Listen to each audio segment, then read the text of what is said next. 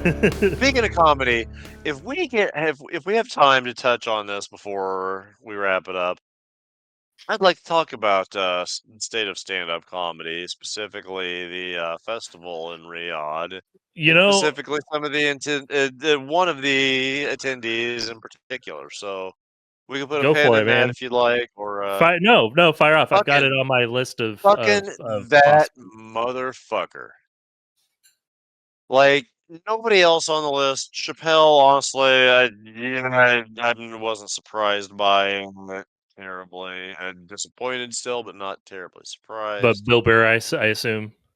Fucking yes. Hmm. How is it that you have built your identity at this point about being anti that, about calling people out on the exact same fucking thing, and then going and doing that and somehow not even having a really decent, pliable fucking excuse thought up. Like it He's built his you you comedic. fucking threw everything away for one fucking paycheck. He built his public persona off of that for a time. That also isn't who he's always been in that public persona. And True, but it's hip still hip, fucking man, it hurts as a fan or of somebody who like hears that and agrees with it and believes it in earnest, mm, to then see that person just fucking throw that away. mhm. Ah, oh damn, it crushes the soul a little bit. I I'm both It'd be like seeing surprised. Bill Hicks fucking sell out and start Nah, doing that's fucking different. yeah. That's different. Bill Hicks was I said like and it's nobody's Bill Hicks, but yeah, so I got a couple of Bill things Hicks. here. So I've been listening to George Carlin, particularly some later George Carlin stuff. And not only him on stage, but also talking to people like to Jon Stewart, to doing some interviews, things like that with people, and thinking about how much I have a great reverence for George Carlin. I have a great reverence for his talent for wordplay and his political insight and things like that. But I was raised in I was exposed to George Carlin very early, and I wasn't, I not was until I quite was late. exposed very very early, and I f- so George Carlin espoused this idea of basically divorcing himself from a concern about outcomes when it comes to politics, when it comes to our society, when it comes to humanity. And I was fully bought into that for a long time. Okay. And to the point where, like, there were a number of years when I was of age to vote that I didn't vote because I didn't care about the fucking, the douchebag and the turd sandwich fucking Yeah, battle all the time. get it. I was completely disillusioned with that, and Carlin was certainly like the originator in my mind of that thought. And um, but where I'm at now, I'm very critical of that because Yep. that is such a place of privilege to be divorced from these outcomes, because these outcomes directly Yep. affect people's material lives. They affect their access to basic freedoms, as we're seeing with ICE. These outcomes are Especially if you're actually amongst the important. have-nots, if you're amongst the underprivileged, the underserved, Mhm. the ones that kind of get lost in society. Yeah. And like literally his quote was, I'm going to stay home on election day so that when I masturbate, at least I'll have something to show for it. And It's like, no, there are people It's out there that actually it's the only thing they have to show for anything, the only reason why they're alive is because the social programs that people have actually showed up to vote representatives in to establish. Like the are there are some people whose lives are only enabled at all because of the assistance they get from our society, and that's a good thing that we help people that way, and we yeah, should endeavor to be a part 100%. of that. And so like, so when I think about somebody as Absolutely. monumental to Like, my you're not just standing on the shoulders of giants, you're standing on in pools of blood that have been Mhm, spilled by the people that earned those rights mhm, and privileges. And, like, I kinda exactly. wanted to say something about, like, that privileged sorta attitude that, like, it was kinda similar to, John Lennon and Yoko Ono doing their sit-in in their fucking luxury hotel room, and, like, there's kind of a famous picture of them, like, in however long of their just kinda, like, shut-in thing that they're doing, Mhm, but there's a housekeeper, like, taking stuff out. Like, there's supposedly, there's a parallel there that I'm having a hard time kinda articulating, I guess, but well, yeah, they're trying to do that same thing. They're trying to, like, capture that, like, hunger strike ethos. Like, mhm, they're trying to do a hunger strike maybe, but there's also they're in a luxury hotel room and, right. there's maids and stuff. They're trying to appeal to this same crowd, but from this weird place of privilege that they don't realize that they found themselves in. It's purely superficial. Like, It's yeah, performative. purely It's superficial and and it's an performative. attempt to look like they're not they're involved only so much as they can show how above it they are. Yeah, And we just watched we just happened to watch, an episode of Arrested Development about this exact fucking topic tonight. It's literally about, like, Lindsay being involved in, like, this, movement to protect the wetlands and shit, mhm, and it's mhm. all about their performative fucking Yeah. it could not encapsulate this topic more perfectly. So Well, and if you haven't watched Arrested Development out there, you should watch watch Arrested it. It is Development. It's glorious, and this is about, like, episode 4, I wanna say, God, but we god, need it I blew myself. what is the banana We need cost, that on the Michael? soundboard. Like, We need I blew what myself on the does a soundboard banana so badly. That'd be a good one, yeah. They have sexual rituals, some of the most ancient Egyptian rituals. I no, I'm kinda miffed now. I wanna try some ancient Egyptian sexual rituals. I don't even know what ancient Egyptian sexual rituals are, but it sounds cool, like, Soon. That'll be the next I'm venture bummed. for the podcast is our OnlyFans. Okay, I'm ready, like So I want to pull back on the Carlin thing. So yeah, yeah, yeah. when I analyze this kind of thing on with somebody that I actually is like very formative to me in a lot of my early like criticism of Hmm. politics and culture and things like that. And when I say like early, I mean 10 years old and plus. I was like I said, I was It's exposed I to mean, Carlin he was one very of the early. first for me too, but, like, maybe later on, like, I had exposure to your classics, the Johnny Carsons and, even some Rodney Dangerfield and shit like that, but Mhm. nothing, really subversive, I guess, Mhm. until I discovered Carlin, which would have been the Pryor and later in life for Carlin, me, probably. Prior Pryor I'd seen, yeah, Pryor was there early as well for yeah, me. Pryor was probably earlier, and Saturday Night Live. I mean, they did some Sure, kinda yeah. especially some of the shit that Garrett Morris did Mhm. was, a little more PG, but definitely ringing the same bell, you know?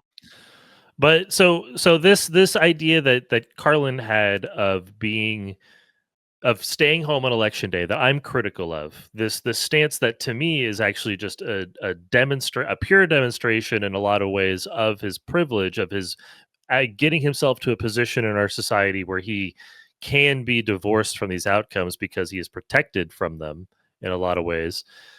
Yeah, it's a That little is, egotistical too. I mean, like you are divorcing yourself from your responsibility to society, hmm, which is, I think, a little bit inherently egotistical. Like, yeah. Well, but it comes from the root. It's important to recognize the root of it. The root of it isn't exactly in line with it being a part of his ego or part of his privilege. He's doing it because he's cynical of the whole system. And the root of the root of what causes him to have that end result there where he doesn't show up on election day is true. His analysis of the system, his skepticism of the system, of this fucking bipartisan back and forth, constant war bullshit, when he was making this claim, making these critiques, it's absolutely it's correct. warranted. The It's his end cynicism result is that's, absolutely fucking warranted. yeah. 100%. So when I think about Bill Burr, and listen, I don't know how much to believe or not believe and how earnest these perspectives are from any of these people, because They're all performers at the they're end of all the day. performers, right? Exactly. And they're performers in such a way that it's actually more similar to what pro wrestling used to be, where if you're a comedian, you carry that persona into the podcasts that you do, into interviews that you do, into all over the place, It kind of because becomes it's, you to a degree too. Like you yeah, build this mask of what you are. Hunter Thompson is honestly, as much as I love Hunter, was a great example of that. He built this yeah, caricature of himself, and eventually, kind of the mask wore kind him of to a got degree. He exactly, pulled away exactly. from that eventually, somewhat, but yeah, I mean, eventually, like, But yeah, the let's mask wears you. but let's like when we talk about Bill Burr, though, let's be clear about a couple of things. One, this is a guy that is equally as likely to show up on Conan O'Brien as he is on Joe Rogan, True. right? And a defense of this that they've said is, one, It artists used to are, be defensible to show up on Joe Rogan. There was a time when that was still like, that's not no that's not where I'm going. The defense of the Riyadh sorry, festival thing, his defense of sorry, going that to was an aside, my bad. his defense of going to the Riyadh comedy festival, aside from one, there is, like, when you're generally speaking, people will say get that bag, whatever. That's part of our fucking society. I don't agree with, but Yeah, okay. agree, same. Outside of that argument that I've heard come up shamelessly often, a lot of times in this conversation, it's that showing up to Saudi Arabia and connecting with people from Saudi Arabia is a positive thing. Building cultural bridges, Building yeah. cultural bridge, and also introducing comedy to that place, bring their perspectives, and even if they are under some amount of controlled speech because of where they're at, it is also worth noting George Carlin didn't burn down the house every night with the 7 words because he didn't want to always get fucking arrested. Absolutely. But so This is people are going to police the I'm speech. perfectly fine with some practical consideration there too. There's absolutely some allowance just for reality, and yeah, like these are all valid things in the absence of taking stances that run very, very counter to the specific place. eh, like to be specifically critical of Saudi Arabia and people acquiescing for Mhm, money to something like that. That's what kind of sets it apart. Like, I don't necessarily blame some of these other people because they, at least to my knowledge, haven't publicly taken diametrically opposed stances to doing this exact fucking thing. mhm, mhm. It's like Snoop Dogg fucking calling people out for fucking bowing down and doing shit for money for Trump or whoever, and then turn around and doing the exact fucking thing. Like, Mm. man, that is a thing that has never ever ever sat right with me. If Well, you're and gonna like take a stance and make that part of your persona, fucking live by it. Like, if again, that is is it part of what is you're making your persona, own it. but if it's a character, then aren't we silly for being upset in the first place?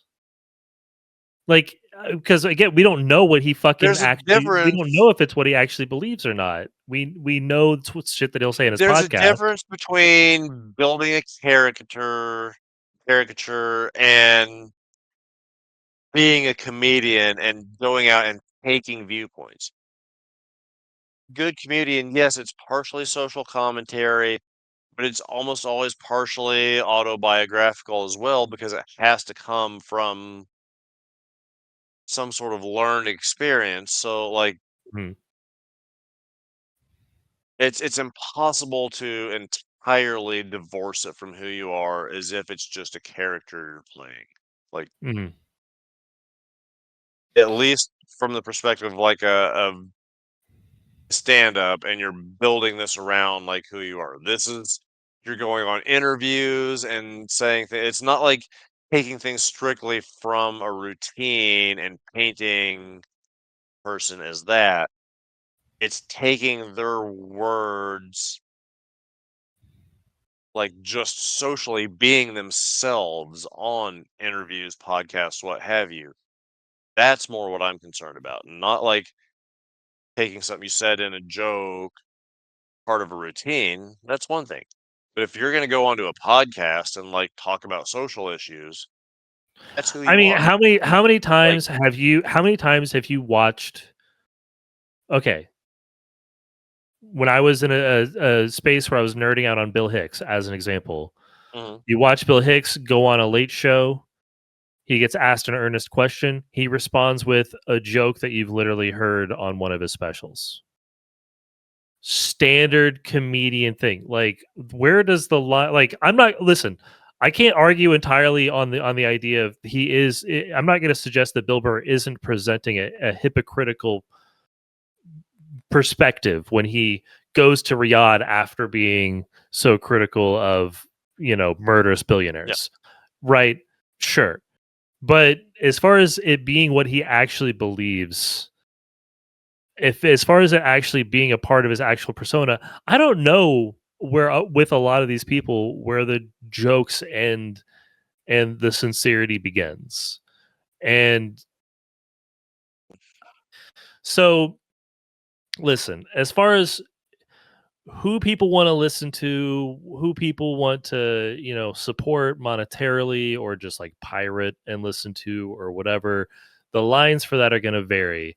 But as far as like, I think it's foolish to expect somebody that has as much of themselves speaking out there, in whether they're speaking in earnest or not, whether they're in character or not, when there is when there's hundreds of hours of them talking, I think it's foolish to expect them to not be hypocritical, for one, because normal Mm, people that are not yes and famous no. I mean, are hypocritical. everybody is. We all Everybody's are. hypocritical. Yeah. And so I think that with that in mind, it kind of dials back the expectations. And for me, it puts me more on the with the Bill Burr thing. I'm not really surprised because him going again, it fits into a part of his persona that is about expressions of free speech, whatever, making these kinds of connections with people in other cultures, whatever, and also a cynicism of our system here that doesn't differentiate between taking money from a billionaire murderer from Saudi Arabia and taking money for like a USO stop. Like, Yeah, and I mean those are all valid. I don't know. I think Yeah, I think again, that's I agree with all that. Like, and I feel like there's kind of a separating the art from the artist sort of argument to be making. You know, there's some of that. it's just Yeah. there's a certain amount of it, just the specificity of it. I mean, because he was incredibly hypocritical, the whole Mm-hmm. Khashoggi incident, and like really had pointed things to say about that Mm-hmm. specifically, and about the Saudi kingdom and all that. So like it's just how incredibly specific it is. Mm-hmm. Like, yeah, we're all hypocritical, but like if I'm ever hypocritical on something that I stand like that firmly on, Hmm. then there's your garden variety of like kind of talking tough and then backing down in the moment, like just for the sake of convenience and expedience, whatever, or just being a chicken shit sometimes. Hmm. There's a difference between that and like really staking your claim on an issue and then finding a way to like slip out of that. Like, Hmm. yeah, if you're making enough of a countervailing issue, if you'd also been saying a lot of things about like also, hey, yeah, let's take that argument there. Let's expand. Let's have cultural exchange. Great. Then like there's a leg to stand on there. But in the absence of that, when you examine it, there aren't a lot of motivating factors other than paycheck. Right. Yeah. And It's again, hard. It's definitely hard I've always to. had a It's definitely hard when you're talking about a person who this is their career, speaking speaking in that way, that they can even be hypocritical by just going out and doing their job. Like it's all part of their career.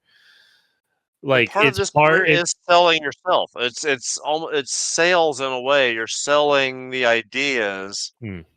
Part of sales is selling you. Like you Mhm. are part of the product. There's no way to completely disentangle you from the product you're selling. And when you're talking about somebody that is successful enough to have a meaningful wealth from selling that product, it is definitely hard to imagine them not looking at it from the business side first, and then the personal ethics side we Agreeable. figure out down the line. But from a business standpoint, it kind of feels stupid too, which is even more galling about him. Because like it's not like someone like him needed that money. It was a decent paycheck. Yeah, it was a couple some odd $1 million. It was a nice hunk of money. But the dude's not poor. He's had HBO specials that we know how much he's been paid for. He has a Mhm. quantifiable net worth that is public record that you could look up that makes what he got paid for this insignificant for the backlash that it's going to have with the me's of the world. They're going to see that and be like, fuck you, bro. I'm not ever going to think about coming to see you if you go on a comedy tour or. Mhm. Mhm. I think that so when you talk about okay, so I'm going to tie together like three things really quick. So thinking back to Carlin, on the stuff that I disagree now with Carlin on, even in talking about the stuff that I disagreed with him on, it's not like he stopped being funny when I disagreed with him. Oh, for sure. And then so Bill Burr is not going to stop being funny. And I think there is also a decided difference between something like this and like Louis C.K. being like a fucking weirdo sex pest. Like, and so that's where like, in again, I'm mostly just I'm playing devil's advocate here because I haven't landed on a position in my own mind on this in a lot of ways. This is kind of a Yeah, fair enough. nebulous space because Bill Hicks also somebody that is very formative for a lot of the way that I look at the world, and I also am Yeah, same. can be very critical of a lot of the stuff that he said, even though he was being Like, funny. Like but it's and I can accept that. I can accept being critical of Carlin or like having a disagreement with their point of view. But there's a difference between having a disagreeing on a viewpoint with them and seeing what you're doing as a sellout. I mean, Carlin literally did that with the fucking collect call shit to get himself out of tax Yeah, trouble. Like true. I mean, Carlin and so literally did had Willie that in his Nelson, and I career, love Willie too. But like, you know. Willie was fucking the epitome of that. Like, and like, and I don't have a moral issue with that either. Yeah, take a fucking paycheck roll. Like, grab some cash. Why not? As Mhm. long as that cash grab isn't specifically something you've taken a moral stand against. It's I mean, those two things together. It's the cash grab coupled with the thing that I've taken a personal moral issue or a public stance on a moral issue, with the Carlin, and that's then exactly what it is. With Carlin, that's exactly what it is. Banal selling yourself out. You're selling your celebrity for the sake of advertisement was something he explicitly was critical of, and he did 10. It was 10 10 220, I think is what it was. 10 10 220 ads. yeah. It was some fucking collect call Yeah, ad shit for you're again not wrong, and I can still hold selling that his against him. celebrity for now. Maybe in hindsight, I'll take a softer look on where Burr is right now, but right now, I'm fucking Well, sure, salty and about it. I'll say this too. There's an order of magnitude difference between kidnapping and murdering a journalist and being a collect call company. So there's Yeah, a little bit different issue there too. Billy Bonesaw has Thank a you for little bit bringing more to that into answer focus. for. Billy Bonesaw's got a little bit more to answer for here than Yeah, Carlin yeah, yeah. did. And okay, but Carlin basically his response to it was, "Yeah, I was a hypocrite. Now it's up to you to deal with that." And he moved right the fuck on with the rest of his special. Like Hey, he didn't. so did Tool. Tool, instead of not selling their uh, undertow at Walmart, they sold it, but with a different cover on it. Basically, the cover basically said, "Hey, we could be not selling this here right now, but we want to sell this to you and make money, so we're selling this version with a Waymo cover on it." Mhm.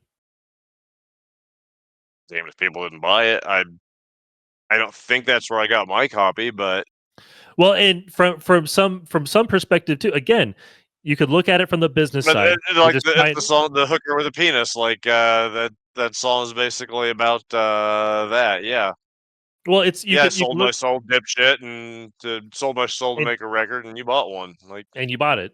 Well, and it's like it's and you can look at it from a couple perspectives. There's Tool wants to get their music out, and they realize just having another outlet like Walmart that's that widespread is going to get their music out there. That's going to do more good, than otherwise.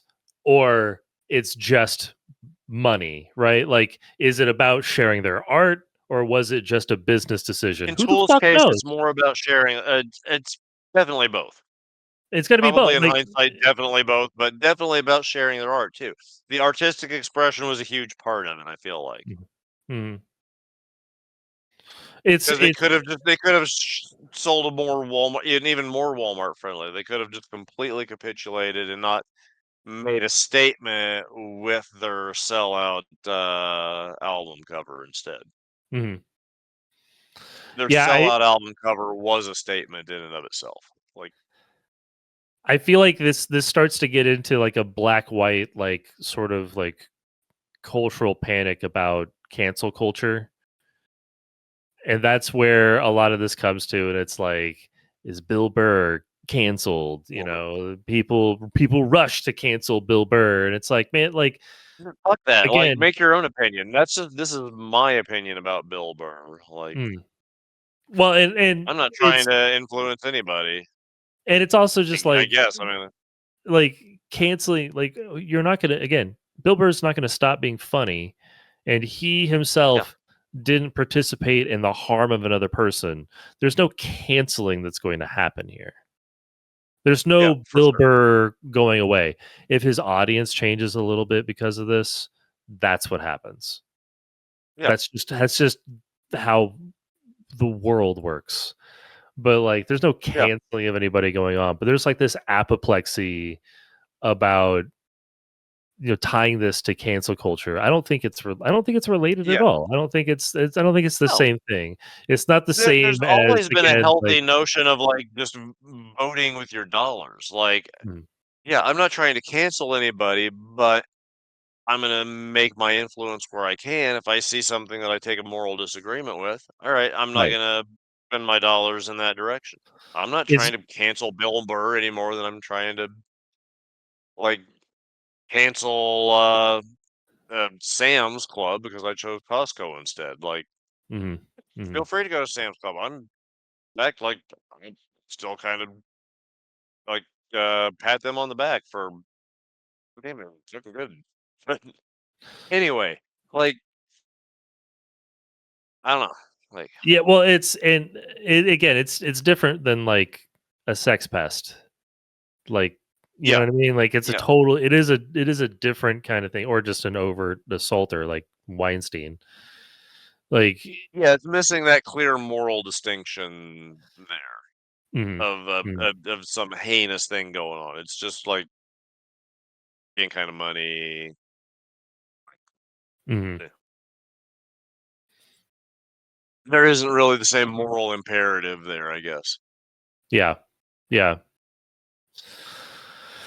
Yeah, I don't know. The Riyadh thing is interesting to me. I feel like it is the sort of it's going to end Oh, up kind of just sitting out there as like we've said, it's going to sit out there as just one of those moments of like, listen, you're just going to have to figure this out for yourself. There's not going to spend okay. a whole lot of Before time. before we What completely jump off of this issue, I what would you got? very much like to recommend taking a look at David Cross's perspective on this. He he put it much more eloquently than I possibly could and articulated what I've been trying to say much better than I have. Hmm. So, one, I love David Cross, and I'm glad to see that he is taking the moral stand that I would have liked to have seen Bill take. But I'm glad that somebody is speaking up on this issue that has a little bit of clout Hmm. within that community, Hmm. but taking moral stand as I see it and making a public statement about that. So everybody at home, like if you would go out and look up what Bill Cross has to say or David Cross has to say. Okay. Okay. Yeah. Yeah. Like, I'm definitely gonna have to look at that because I myself am. Again, I'm kind of caught in the, do I take this person at their word kind of thing or not, and just think that they're Yeah, wrong, or do I think, because I can there, handle wrong, man. Like, yeah, there is a view of the world that it is not any more hypocritical in a lot of ways than, again, like the Carlin move. yeah, The nature of the specific source of the money is gross, though, and that does paint it in a very negative way for me. But at the crux of how hypocritical this is, which I think is what a lot of people seem to be like that's where it leaning gets on me. specifically. That's the Yeah, that I can't really quite, you know, I don't know. yeah, I can't really decide where and how I feel about it's that. it's one of those things that I've always personally had very strong feelings about too. The idea of just really being a sellout has never set well with me at all. Like, Mhm. Mhm. Yeah, I don't even really I don't even know exactly how to define that, but just that ideal of trading a moral stance for dollars mhm, is something that's always struck a chord with me. mhm, mhm. Like just the whole idea, like your morality shouldn't be for sale. Yeah, it's Like, like, put very simply, I am sympathetic to people. Again, what's tough about a lot of this is that you can't get into somebody else's head. yeah, And also, like, we can't look two people in the eye at the same time, so you don't know what kind of deals going on around you that you're not going to be privy to. absolutely. But so if we're just taking people at their word, there's a perspective that's like, listen, if I take money from the Walton family to spread some message that softens a perspective that's critical of the Waltons, is that a is that a good net thing or a bad net thing? Like, by getting paid by these people, I'm in some way sponsor, like, signing off on what they do, but at the same time, if I'm critical of them in other ways and Yeah. people are exposed to me because of this, does that balance it out? And fuck, man, I'm gonna, I'm gonna I'm gonna put a plug out for the movie. Thank You for Smoking, because I think it kind of deals with a lot of these issues mhm, in an interesting sort of way, and it's just a really good performance by Aaron Eckhart mhm, mhm. It's been and a a long pretty time since solid I've seen movie that. all the way around. Same, but I feel like it really touches on a lot of this stuff, and Hmm, at least from what I remember, in a pretty eloquent way. So mhm. I think the thing that gets tough here is there's like no. We're definitely dealing with something that is very sensitive to people, for sure, and rightly so. Like, there's nothing wrong with that, and there's no objective measure, but some subset of people are going to act like this is just, like, purely obvious. There's no, like, ground at all for any other interpretations. This and other kinds of selling. I'm just mostly talking about selling out yeah. in general, not just specifically the Riyadh thing. But there, Mhm. there's there's no there's no objective line of where somebody is more of a sellout than the good they Absolutely. do It's by. something that always exists in shades of gray. Like Yeah.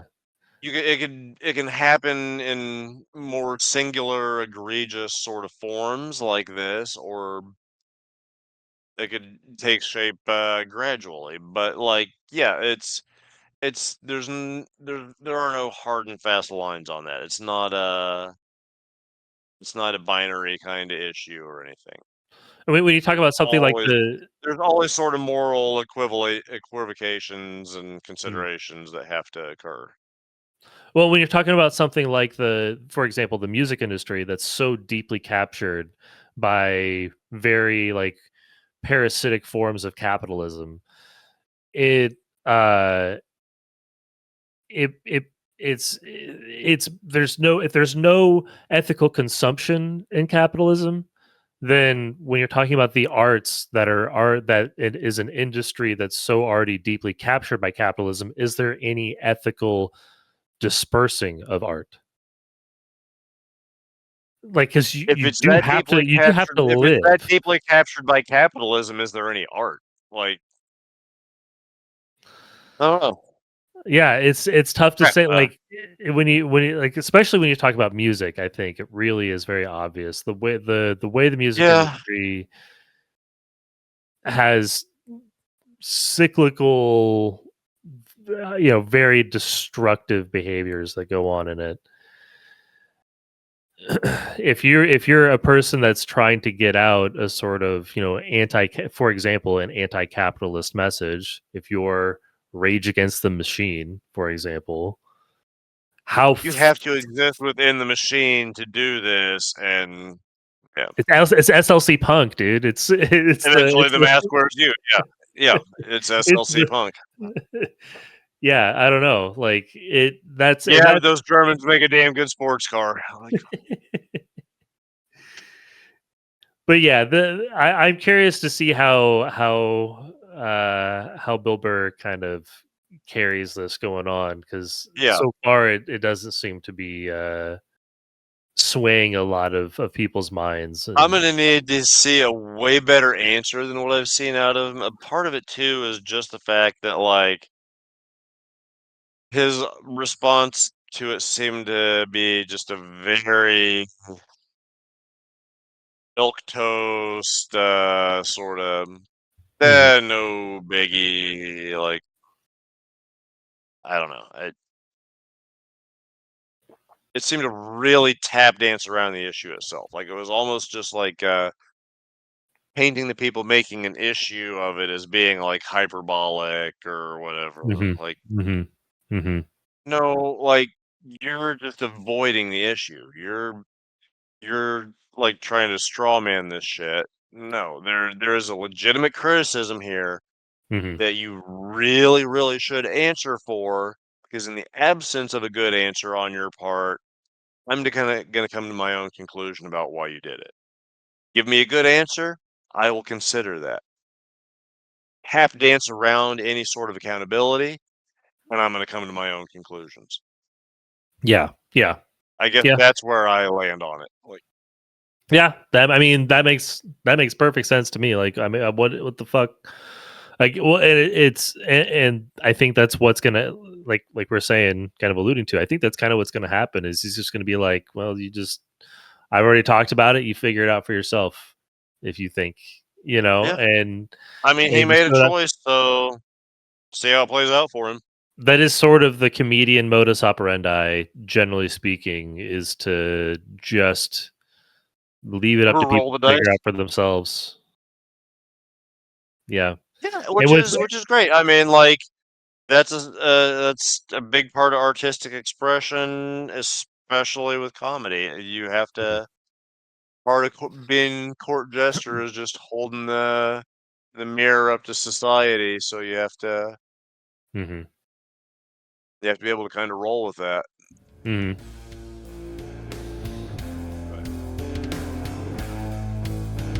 Sticky wicket for sure. Yes. Yeah.